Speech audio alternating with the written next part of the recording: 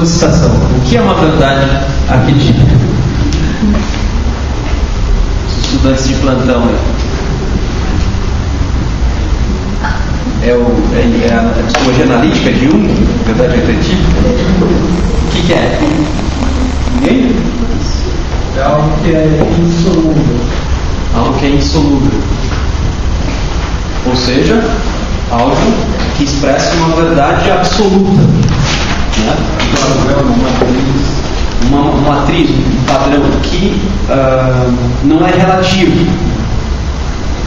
Ou seja, quando você acessa um arquétipo, você ultrapassa o atributo que está sempre contaminado pela cultura, pela religião, pelo momento, e sai desse atributo contaminado e acessa algo mais profundo que é eterno, não relativo.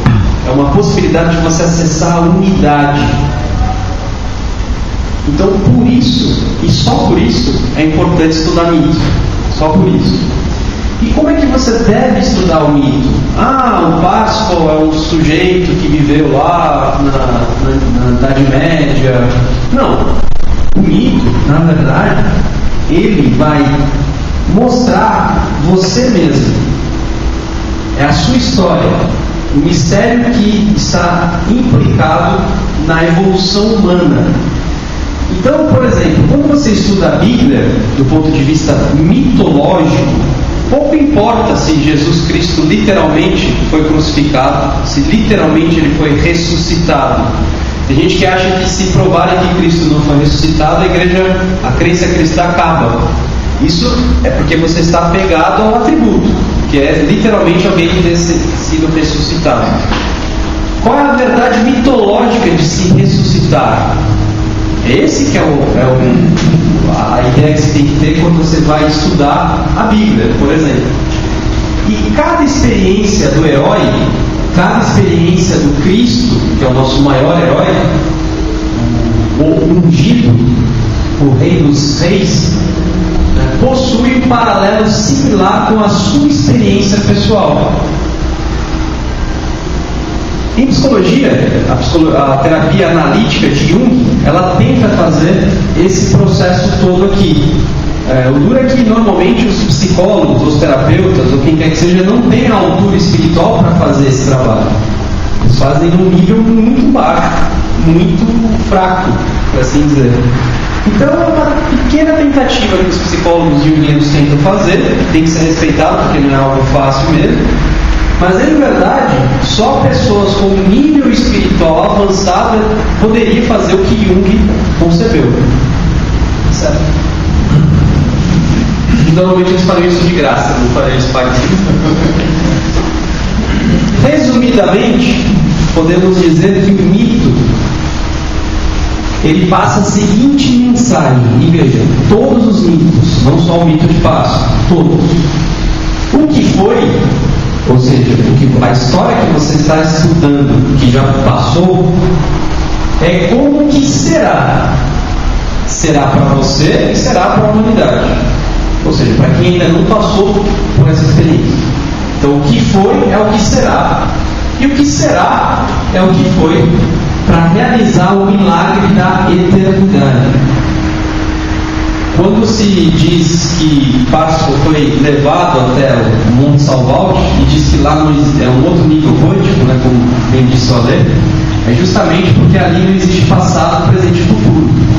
Existe a eternidade.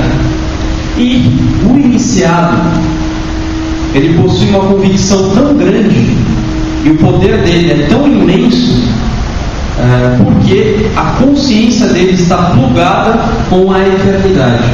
Ele é o olho que tudo vê. Ele é o olho que integra o passado, o presente e o futuro. O mito exprime na forma de narração de caso. Daqui a pouco nós vamos começar a narrar o caso de Parsifal, particular, uma ideia eterna, uma ideia arquetípica que intuitivamente é reconhecida por nós que vamos reviver essa ação. E, gente, cada mito, cada conceito tem pelo menos 7 interpretações diferentes. Uma para cada mundo. Então, também não é muito inteligente você ficar contrastando interpretações diferentes. Ah, mas fulano falou que o mito é isso, fulano falou que essa passagem não é isso, é aquilo. E fica discutindo atributos ao invés de discutir o conceito. O que você tem que entender é que você tem que integrar todas as interpretações de cada um para você poder chegar na totalidade do significado do mito. O problema é que nós não conseguimos ainda desmistificar nem os conceitos no nível físico. Você imagina em nível de mundo do desejo, de mundo do pensamento, de mundo do espírito divino e por aí vai. Só para vocês terem uma ideia, o conceito de virgindade, né, ele possui pelo menos 7, mas eu coloquei 3 diferentes interpretações. Do ponto de vista físico, ou seja, daqui da matéria, olhando daqui para o céu, o que significa virgindade? Significa obediência completa dos seus corpos, corpo físico, corpo etérico, corpo vital, corpo de desejos e a mente, veículo mental, ao quê? Ao seu poder anímico. Então, do ponto de vista daqui para lá, virgindade significa ter essa obediência, mas não obediência pesada, mas uma obediência porque você entendeu qual é o propósito da vida, então você voluntariamente se submete ao seu poder anímico. Do ponto de vista anímico, do ponto de vista dos seus sentimentos, o que é virgindade? Virgindade é você conseguir discernir aquilo que é ilusão do que é eterno. Então as suas escolhas serão baseadas sempre naquilo que é eterno. Então veja, já não é mais do ponto de vista físico, é você no mundo dos desejos olhando o que seria castidade. E finalmente, do ponto de vista espiritual, ou seja, olhando do céu para Deus. O que significa? Seria o espírito ter a receptividade absoluta ao divino. Para eu receber o divino, eu tenho que me esvaziar. Não sou mais eu que vivo, mas o Cristo que vive em mim. Então, quando eu vou me despindo, vou me esvaziando para que Deus, ou o Cristo, que também é Deus, vive em mim, eu me torno então um espírito pobre, mas na verdade pobre por mim, mas muito mais rico, porque eu atingi a unidade com Deus. Aqui sim eu me torno um herói. Parsifal mostra um caminho que provavelmente todos nós percorreremos. Iremos percorrer. Seja pelo longo processo evolutivo das espirais, seja pelo caminho rápido da iniciação. A escolha é nossa. O único problema é que, apesar do caminho da evolução ele ser normalmente guiado pelo planeta Saturno, pela dor, normalmente, o meio iniciático ele é muito mais severo. Hoje de manhã, na liturgia católica, né, na Eucaristia católica, a primeira leitura, se eu não me engano, foi relacionada ao momento em que Moisés libertou o povo do Egito e estava caminhando no deserto, em busca da terra prometida, né?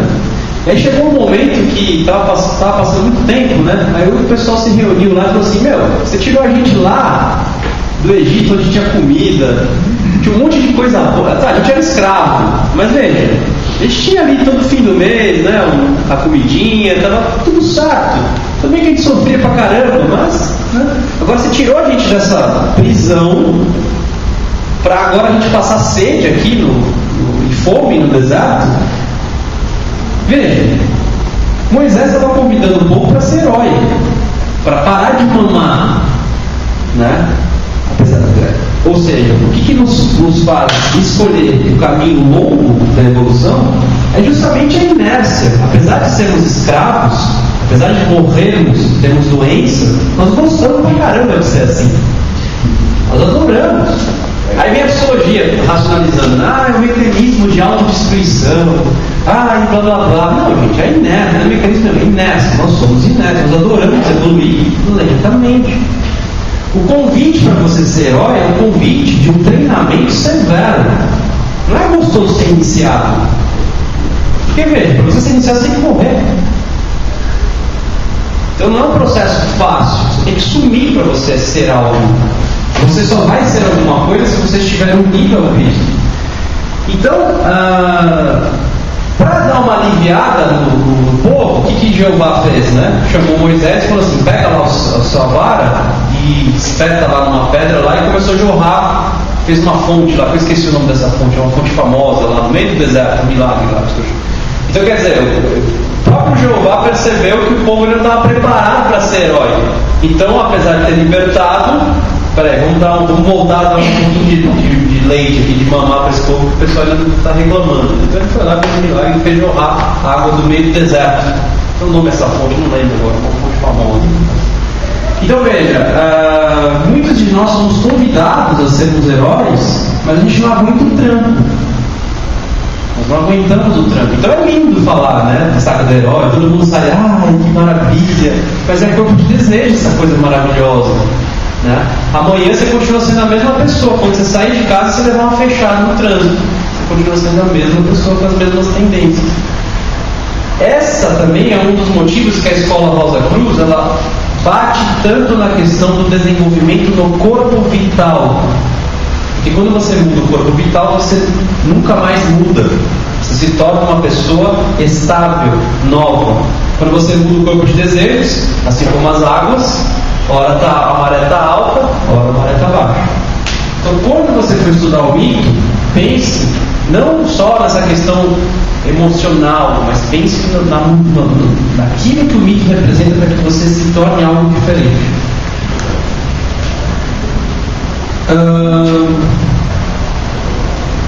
É o objetivo dessa palestra estudar o arquétipo do herói e o caminho de Páscoa. Aqui, um outro tipo de herói, Hércules, seus 12 trabalhos. Basicamente, o que significa um herói? Herói, gente, é aquele que alcançou ou realizou algo extraordinário, excepcional. Por isso ele é um herói. E esse feito ultrapassa a esfera comum da experiência.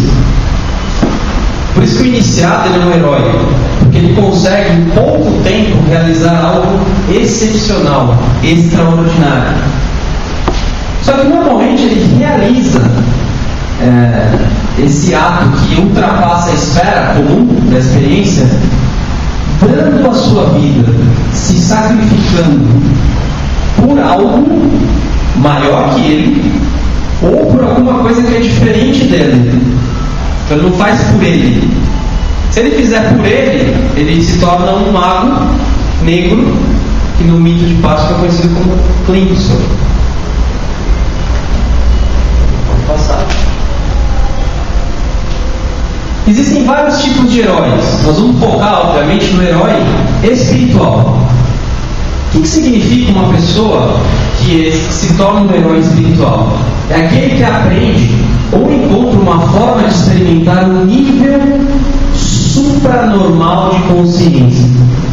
Quando você deu o conceito Rosa Cruz do Cosmos, por que você pode considerar o Max Heindel como um herói, por exemplo? Não é dogmático isso.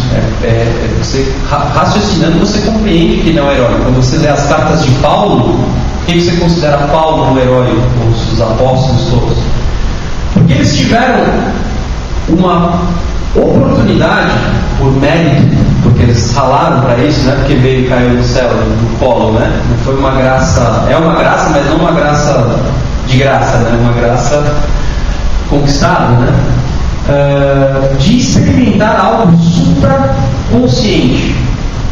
Max Heindel viu o momento em que nós ainda estávamos juntos de Deus, percorremos a evolução e por que estamos aqui e qual que é o objetivo da humanidade. Veja, eu também sei disso, porque eu li, mas eu não vi. A minha consciência não acessou isso ainda, que isso seria uma experiência iniciática. Uma coisa é eu estudar a experiência do iniciado, outra coisa é eu passar pela experiência do iniciado. No Matrix, né, o Morfeu chega para mim e fala: conhecer o caminho é diferente de percorrer o caminho. E o mito do herói sempre vai mostrar que essa forma de experimentar algo supranormal pertence a um ciclo, sempre vai obedecer a um ciclo de idas para o acesso à fonte da vida e a volta para que você comunique o que você vislumbrou. Por exemplo, de modo prático, para não ficar muito teórico, né, muito mitológico, quando você constrói seu corpo-alma, você tem a capacidade de funcionar conscientemente fora do seu corpo e trabalhar no mundo do desejo. Então, quando você tem consciência fora do cérebro, o que é isso?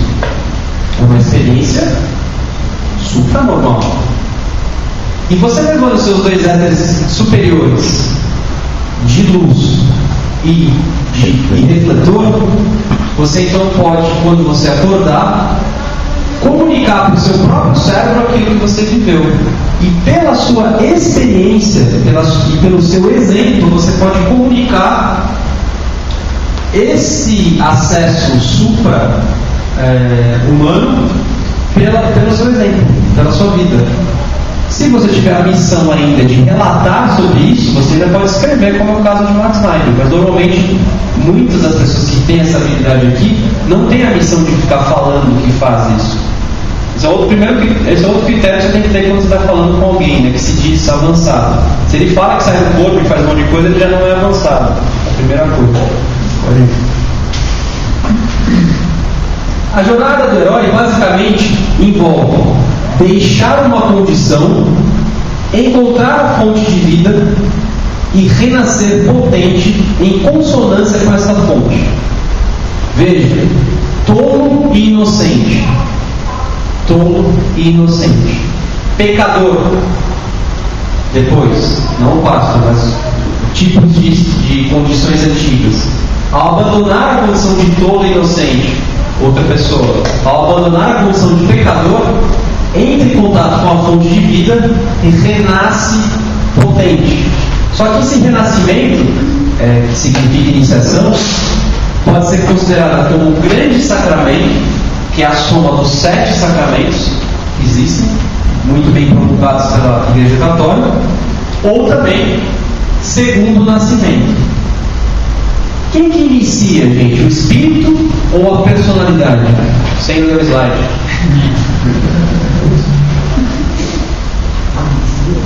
Quem que é iniciado? Né? É o nosso espírito que passa pela iniciação ou são os nossos corpos?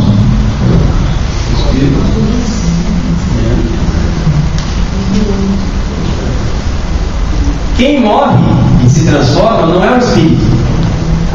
Quem se transforma é a sua personalidade. Então o processo de iniciação, ele não é o espírito que expande, o espírito já é. Ele já é. Quem passa a estar em sincronia com o espírito são os corpos, é a personalidade. E nesse processo de corpos transmutados, a produção de poder anímico, de alma, é algo que se torna uma fonte de estimulação espiritual no mundo. O iniciado é uma usina nuclear de forças espirituais. Se você ainda puder colocar esse monte de iniciado num círculo, como uma tábua redonda, você realmente faz era o que o Max Heinemann idealizou para o Oceanside. É isso que ele idealizou e viu no segundo céu que isso é possível. Viu? Só que cabe a nós agora se nós vamos conseguir chegar pelo menos perto disso, porque está difícil, né? Talvez nas próximas 80 vidas pela frente. Né? Às vezes o antropóide está na nossa frente, né? Às vezes você pensa um pouco. O herói, então, gente, sempre vai requerir a morte e a ressurreição. São aventuras, né? Bom, pelo mito você vai encontrar heróis que encontram a fonte de vida sem querer. Né? Às vezes tem pessoal que tira sarro, né? Tipo Crônicas de Nárnia, né? Senhor dos Anéis, né? Mas você não tem ideia quantas verdades espirituais estão ali. E também é feito para criança, não é feito para adulto, né? Então veja, a menininha lá, que é o coração, ela entra no guarda-roupa sem querer e descobre o mundo do desejo, sem querer. Em outros mitos, muitas vezes aparece um animal do nada, e esse animal ele tem uma interação com a pessoa se encanta por esse animal, vai correndo atrás desse animal, entra numa floresta, e na floresta ele descobre um novo mundo. Então veja, são heróis que encontram a fonte da vida, não porque eles estavam procurando, foi sem querer, mas é óbvio que eles estavam preparados para isso, porque o mestre nunca aparece se o discípulo não estiver preparado. No caso de Parsifal, é um pouco diferente. O que levou o Parsifal a encontrar os Cavaleiros do Graal? Foi o seguinte: ele estava lá, ingênuo e todo, né, brincando com o arco e flecha dele, então ele viu cavaleiros passando, montando animais, né, cavalgando animais formosos, né? E aí ele olhou e falou assim: nossa, quero ser que nem esses caras. Aí foi correndo atrás. No Excalibur, no filme, né, acontece isso. O Lancelot está lá, né, aquele corpo-alma dele, né, bonitão. Aí o Parsifal vê e fica encantado. Aí vai lá, mata um coelho e oferece para ele, né, como alimento. E aí ele segue o Lancelot até o Camelot. Então veja, o que isso representa para nós, na nossa história? Vocês vieram aqui na Rosa Cruz sem querer? Ou vocês tiveram algum vislumbre, mesmo que vocês não entendam ainda, eu também não entendo ainda o que seria tudo isso, né, de nível superior, mas que existe algo que eu preciso encontrar algo superior, porque essa é a minha vida aqui, preciso descobrir um novo significado, não sei o que é. Se o que te trouxe numa escola esotérica foi essa busca, você é semelhante ao Parsifal que viu iniciados correndo sobre um cavalo passando. Um dia você lê um livro, um dia você escutou alguma palavra, essa palavra representa os cavaleiros montando animais formosos. E aí você falou: quero ser como esses caras. E aí você vem atrás, você vem buscar. E você encontra as escolas esotéricas, como a Fraternidade Rosário. Há também a leitura do herói após já ter despertado a parte superior, não mais ingênuo. Aqui vocês vão ver no mito de Parsifal que logo depois que ele recebe o beijo da Kundry, ele desperta a consciência. Só que ele ainda não vai já em se encontrar com fortas para curar a ferida dele. Ele sai para o mundo não mais ingênuo, já com a consciência despertada. Então você tem esses dois níveis no herói. O herói é ingênuo e tem aventuras, e depois de já ter despertado a consciência, você também sai para o mundo. Para quê? Porque consciência sozinha não adianta. Você precisa do quê? Calo na mão. Se não tiver calo, não adianta você ter consciência. Todo mundo sabe aqui como é que faz o corpo-alma. Todo mundo já tem essa consciência. Por que não tem o corpo-alma? Porque falta calejar o hábito de quê? De amar o próximo. Que é compaixão. De servir o próximo de modo desinteressado. Falha. Afinal de contas, eu não estou aqui por interesse. O que diferencia um herói de outro é o grau de iluminação. Então eu vou pegar dois seres que foram reais, no caso Buda e Cristo, e depois eu vou pegar o Parsifal, que somos nós mesmos. Aliás, também somos Budas e Cristos. Então veja, o Buda, na floresta, ele passou por 3 tentações quando ele encontrou a árvore da iluminação, a árvore Bodhi. Lá ele passou pela tentação da cobiça, do medo e dos deveres sociais. Ele aprendeu que apenas pelo desapego é possível o eu pessoal se libertar do círculo de nascimento e morte, o círculo da serpente que engole o próprio rabo. Já Cristo, ele vem dar um passinho mais, que é o seguinte: ele não nega nada do que é dito na lei antes, ele só vem mostrar o oitavo superior de tudo. E veja, de tudo, não é só do judaísmo, é de todas as religiões. Enquanto o Buda sugere um desapego do uso do eu inferior, o Cristo vem te ensinar a usar o eu inferior, mas tornando ele em superior. Então ele vem mostrar para você como usar os seus veículos libertos da tentação e dos recursos físicos, transformar a pedra em pão. Ele vem te ensinar a usar o poder verdadeiro, quando ele é levado em cima do monte e vê todos os reinos, e vem te ensinar como usar os seus dons espirituais quando ele é levado em cima da igreja, de um templo. Então veja, enquanto o Buda ensina o desapego, Cristo vai ensinar não o apego, mas o uso correto dos veículos. E isso é o que diferencia o método ocidental do oriental. O que diferencia um herói do outro é o grau de iluminação no nível de Parsifal, né? Que é um nível menor do que esses dois, mas que mais necessário para chegar lá. O que você aprende? Você aprende que se não for pela pureza, castidade, você não encontrará o Graal. O que é o Graal? O que é o Graal? Realmente, não simbolicamente. O que é o Graal literalmente? Onde é que ele está? É a fonte. O que é a fonte? Fonte do quê? De luz, de iluminação. Fonte de vida. A gente tem algumas pistas, né? Talvez o próprio corpo físico, né? Na base da coluna espinhal, né? Na região sacra, do sacro, né? Que é sangue do Sagitário, para a pessoa que ela consegue aos pouquinhos ir transmutando a energia da paixão pelo amor crístico, essa energia sobe nessa base da coluna, né? A energia neturiana, e vai até a região da cabeça, simbolizando pelo próprio cálice, onde se liberta as glândulas pineal e pituitária, que desenvolve a clarividência, né? Perfeito. Então, para o clarividente, o que é o Graal? O que é o Graal literalmente? É o corpo-alma. O corpo-alma tem a forma de um cálice.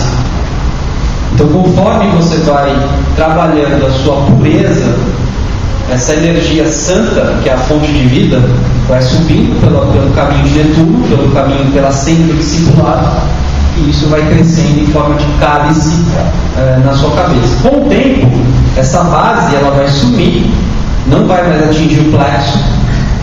O ponto mais baixo dessa energia, isso já não é adepto. Tá? Adepto é aquele que já tem as 9 iniciações menores e uma maior. É pouca coisa. Então, esse tipo de ser, a energia sexual dele desce até o coração só. Do coração para cima. Sendo que o cruzamento das duas forças ela se dá na meniscata, na laringe, para pronunciar o Fiat Criador. Nós descemos até a região sacra porque somos impuros. Uma coisa também importante, a gente fala na pureza, mas assim, a criança, por exemplo, ela é inocente, né? E então o Parsifal fala assim, na pureza conquistada, ou seja, no esforço que a gente empreende para recuperar aquela inocência que a gente perde com a astúcia do mundo. Então existe o fator da vontade, né? Isso é bem importante isso, porque a criança ela não é pura, ela é inocente. Então nós temos que fazer esse esforço para aos pouquinhos poder viver das santas alegrias. Porque a gente está bem no meio termo aí, entre a parte mais passional e a parte mais espiritual. Meio que tentando ir para esse plano.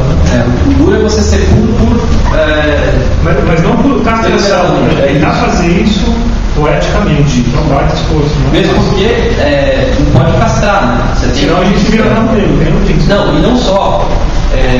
Ou você vira um mago negro, mas se você se santifica de modo castrado, você não tem força. Então veja, castrar é inibir a energia. Você precisa dessa energia, só que em oitavas acima, como Cristo ensinou quando ele venceu o guardião do umbral da terra no deserto. O que é o guardião do umbral da terra? É a soma de todos os pecados da humanidade. Pensa em todos os pecados que todos nós criamos, não em unicatação, mas em todas. A culminação de tudo isso, que seria o grau negro coletivo, foi essa entidade que Cristo enfrentou no deserto. Também é pouca coisa. Pode passar. Volta um pouquinho. Aprendemos que na jornada do herói é preciso deixar algo de nós morrer. Normalmente a personalidade. Normalmente não. Sempre. Entregar-se a algo, a algo superior, é o que fará a nossa consciência se elevar. Você pensava de um jeito, agora pensa de outro. Não porque amadureceu, mas porque teve contato com a história da humanidade, porque viu, e isso o faz ser diferente. Eu vi o círculo de nascimentos e mortes. Buda viu o círculo de nascimentos e mortes. Ezequiel viu o círculo de nascimentos e mortes. São João Evangelista viu o círculo de nascimentos e mortes. Eu vi os 4 animais sagrados, ou os 4 anjos do destino: homem, boi, leão e águia, sendo a soma disso a esfinge. Não é que me falaram, eu vi. Eu vi a origem do ser humano e o que ele se tornará. Então, quando você tem uma experiência dessa, de ver e sentir, você nunca mais vai ser o mesmo. Nunca mais. Mesmo que todo mundo venha e fale, você está maluco. A convicção que você tem é plena. Não se discute. E por mais que você tente passar para alguém, ninguém vai ter a capacidade de te compreender. O mito da caverna mostra isso. A pessoa sai da caverna, tem uma experiência e volta. Quando ele tenta transmitir o que ele aprendeu fora da caverna, o que o pessoal da caverna faz com ele? Detona, bate nele. Pode passar.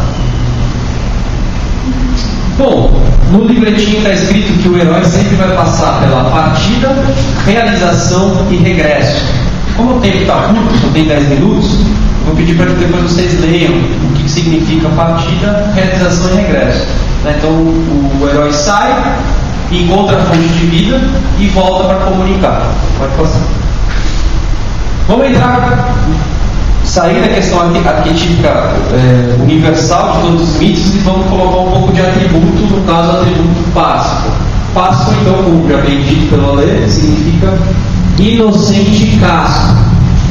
Essa condição de inocente e casto é a condição da origem da raça humana, lá no Jardim do Éden, onde éramos inocentes e castos. Tanto é verdade que qual é o primeiro cenário do Páscoa? Uma floresta. E onde os caras estão dormindo? Embaixo de árvores. Hoje em dia, se dormir em floresta, você vai acordar no mínimo que nem eu, dor de garganta, gripado. Então, por que eles estavam lá fundidos com a natureza? Porque eles estavam na região etérica, só que na região etérica do Éden, ou seja, inicialmente. Depois, eles são convidados a ir para Monte Salvalte. É o mesmo lugar, só que já construído depois da queda. Você vê que não é só uma floresta natural, mas já é um templo gigantesco de ouro, muito bem mostrado pela primeira slide do Alê. O Graal, como eu já falei, simboliza então esse cálice que temos dentro de nós, que foi utilizado por Cristo na Santa Ceia, na Quinta-feira Santa. Nós vamos celebrar isso nas próximas semanas. A lança ensanguentada, ela tanto pode ferir como pode curar. Muito bem representadas, logicamente, por qual signo? Começa com esse. Formou um grupo de jovens castos e santos, e o núcleo de onde poderosas influências espirituais emanavam para o mundo externo. Outro elemento que é importante vocês entenderem, a Kundry, que ela tem um papel fundamental, ou seja, não é uma personagem que fica lá nos bastidores, ela é tão central quanto Páscoa. E ela aparece com a pele de serpente. Ora, o que significa ter pele de serpente? Significa que você é sábio como a serpente? O que significa? Quem é a serpente? Mora lá em Marte. Quem é a serpente? Lúcifer. Tá? Mitologicamente é Lúcifer. Qual o corpo que está sob a lei da serpente ainda? O físico. Qual é o corpo que renasce? Que troca? A serpente também não troca de pele? Simbolizando o renascimento. Então, Kundri, sempre que vocês lerem, é como o corpo físico age no mundo. De vez em quando ele é despertado pela natureza superior, representado pelos Cavaleiros do Grau. Então, quando os Cavaleiros do Grau despertam a Kundri, ela serve o Grau. Mas, eventualmente, quase sempre, o corpo físico é ativado, né, despertado pelo eu inferior, representado pelo Klingos. É o corpo de desejos, né? Sim, também. A parte inferior, né? Lembrando que a Kundri na Pérsia seria a reencarnação da Kundrija Eudias, né? Então a mesma personagem que tentou Jesus é esse estereótipo que a gente está vendo aqui, né? Sempre que tem uma mulher, e veja, né?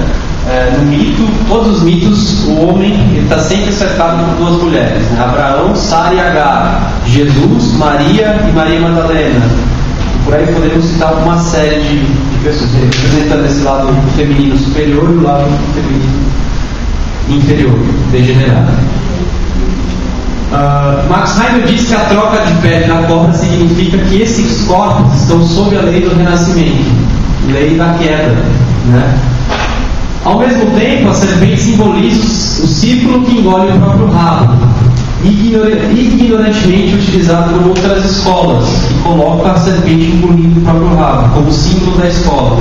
Porque quando você faz isso, você está prestando culto para a lei de morte, lei do renascimento. Kundri não tem escolha no seu obedecer ou à natureza superior ou à inferior, assim como o corpo físico. O corpo físico não tem vontade nenhuma. Lembrando que a serpente diz: não haverá liberdade no mundo enquanto o círculo do mundo não for fechado. Qual que é o círculo do mundo? É um círculo que se expande, é a espiral.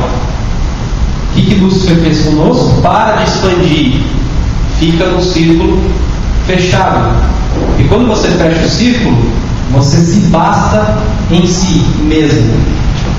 Porque ser livre é ser em si mesmo, sem ingerência de fora, especialmente do alto da parte do Pai. Enquanto permanecer aberta o círculo do mundo, enquanto o sétimo dia ou sábado existir, o mundo sempre seguirá a vontade do Pai e não a sua. Então veja, enquanto você seguir a sua vontade e não a vontade do alto, você vai ser uma Kundri para sempre, presa pela lei de causa e efeito e do renascimento. E lembrando que construção de corpo alto significa o quê? Atingir a vida eterna, que é comer o fruto da árvore da vida. Interessante também que Kundri traz para Amfortas um bálsamo trazido da Arábia, né? Na verdade, você pode dar vários significados, lembra que o mito tem no mínimo 7 interpretações? Mas veja, por que esse bálsamo não cura o Amfortas? Apesar de dar uma aliviadinha. O que representa esse bálsamo? Representa a ciência física descolada da religião. Enquanto o cientista não aprender a se mesclar com a religião, o bálsamo que ele produzia é um bálsamo de serpente, é um bálsamo material, ele é unilateral, ele não trata um todo. Então, por mais que os tratamentos atuais da medicina são importantes, eles não te saram, eles só te aliviam. Para você sarar, não existe médico que te faça sarar, só você mesmo pode se curar, se sarar. E banhar-se no lago todos os dias. O Amfortas, depois que ele foi ferido pela lança, ele tinha que todo dia se banhar num lago. E nesse lago existiam 2 cisnes que nadavam. E esse nadar do cisne, e o cisne representa o espírito, transformava a água em uma loção curativa. Então ele banhando nessa loção curativa do espírito, ele encontrava também algum ali. O que é a loção curativa? Tecnicamente, literalmente, a loção curativa é uma loção que existe no mundo do desejo. Você tem acesso a essa loção todos os dias quando você dorme. Quando você dorme, você sai do seu corpo, consciente ou não, você entra em contato com um elixir de vida que tem no mundo do desejo, que objetiva basicamente restaurar, nesse elixir de vida, restaurar a harmonia dos seus corpos. Então veja, quando ele está nadando no lago, significa que ele está no mundo do desejo, recebendo esse elixir de vida, produzido por algo espiritual.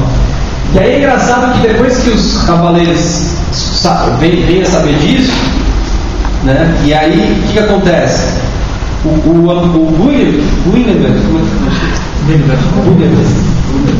ele que ele faz? Ele conta a história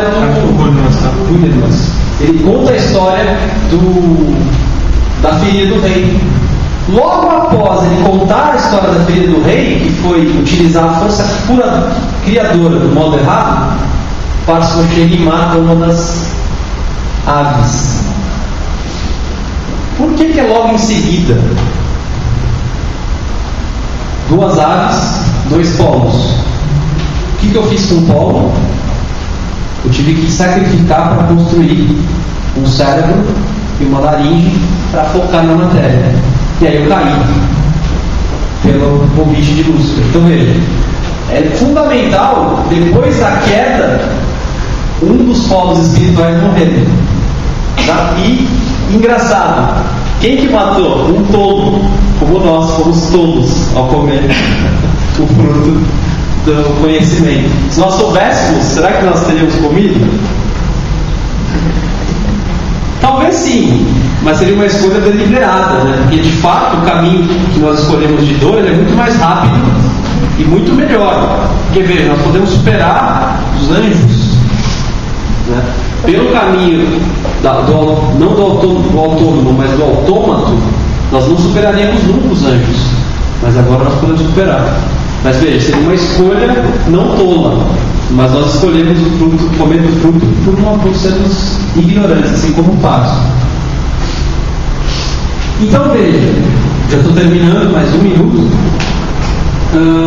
Eu elenquei aqui 6 despertares de consciência. Para quê? Para que a gente possa traduzir os despertares do Parsifal na nossa própria vida. Não vai dar tempo de passar a cena do beijo. Eu queria passar a cena do beijo. Se der, depois a gente passa, que é a hora que a Kundry agarra o Parsifal e beija.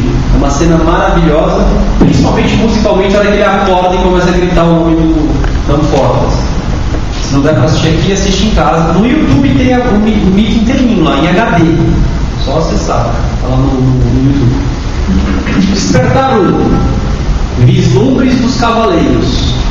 Então, todos nós, quando vimos algo superior, nós tivemos um pequeno vislumbre do que seria a vida verdadeira e fomos atrás. Assim como o Parsifal. Vislumbre 2. Despertar 2. Ele mata um cisne. Não porque ele era mau, mas porque ele era ignorante. E é o que o Guinevere faz? Ele explica o que ele fez. E aí então, entendendo o mal que ele fez, não porque ele era mau, mas por ignorância, ele vai lá e quebra o ar. É o que acontece conosco. Quando alguém vem e começa a te explicar sobre verdades espirituais, nós começamos então a nos educar, a nos desarmarmos. Mas veja, por que eu tenho que ser puro?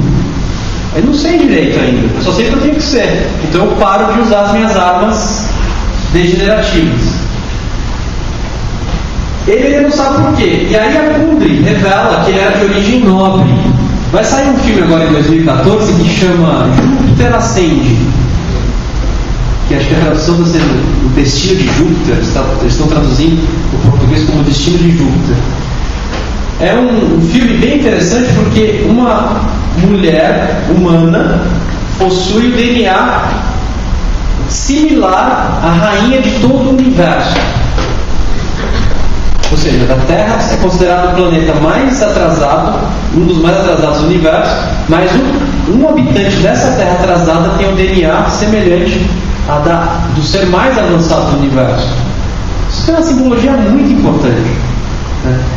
Aqui, quando a Kundry fala que ele, apesar de não saber quem ele é de origem nobre, mostra justamente isso. Que nós, a gente tem a mínima ideia do que nós seremos. Paulo diz que seremos um pouco mais do que os anjos. Mas por quê? Porque temos um DNA divino. Despertar 3. Quando Parsifal participa do rito do Graal, ele sente a dor do portas sem saber por quê. Aqui é o estudante, o aspirante que começa a ter alguns vislumbres do plano espiritual, mas ainda não consegue interpretar, ainda não consegue saber do que se trata. Ele ainda é tolo.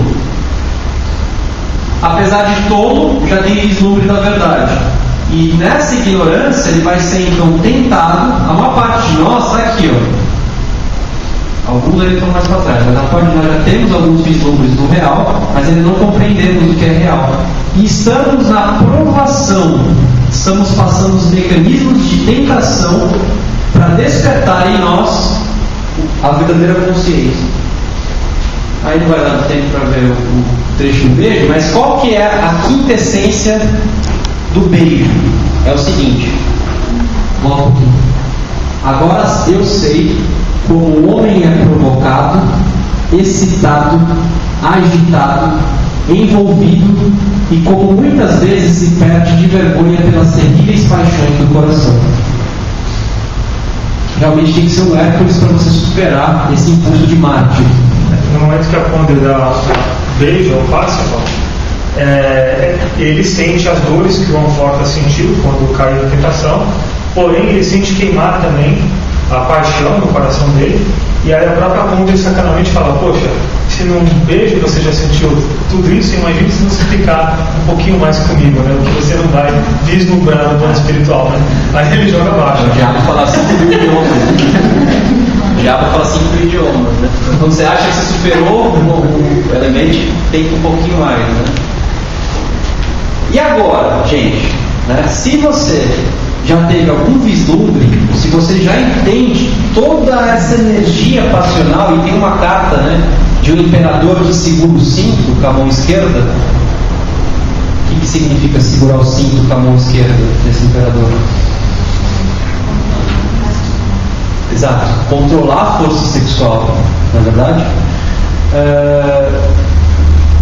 O problema é que a gente não consegue fazer isso ainda totalmente, né? E é muito simples. A gente tem que, como você vai na academia todo dia malhar para ficar saudável, tem que malhar a parte espiritual também. Tem dia que você não vai malhar, né? Aí você come inclusive um pouquinho mais de carboidrato, um pouquinho mais de engorda, um pouquinho. Aí no outro dia você vai rala aí, queima o que você engordou no dia que você não malhou. Não é assim que você vai fazer? Até que você consiga uma palavra, um poder anímico fundamental, que é a sua salvação, chamada constância. Quando você conseguir constância, você se libertará. A música ajuda muito nesse processo, né? Por isso que ele vai constância. Despertar 5, sai para o mundo para calejar. E despertar 6, depois de avançado, ele volta. Lembra? Partida, realização e retorno. Ele volta, e quando ele volta é feita a mesma pergunta: quem é? Quem é esse? Antes ele falava: não sei. Agora ele diz: venho da busca e do sofrimento. No início, ele chegou em Monte Salvaldi apenas como um vislumbre de alma. Agora, ele não veio porque ele está vislumbrado, ele veio porque ele já tem a consciência expandida. Então, gente, não dá para em 60 mil, nem Hércules conseguiria fazer uma tarefa dessa, né? Mas como bem disse o Alexandre, o mito de Páscoa é a nossa vida, o nosso caminho de redenção. Nós temos que estudar esse mito não só nessa vida, como as vidas futuras também. Então a gente só tem a ideia de jogar algumas sementes, se é que a gente tem alguma, né? Jogar algumas sementes. E desejamos que as rosas floresçam em vossa vida.